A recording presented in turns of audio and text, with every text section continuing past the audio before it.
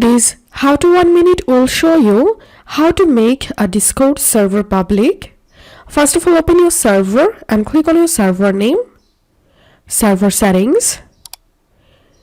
Scroll down and click on Enable Community. Get started. And to make your server public, you must have to verify your email address and you have to scan media content for all members.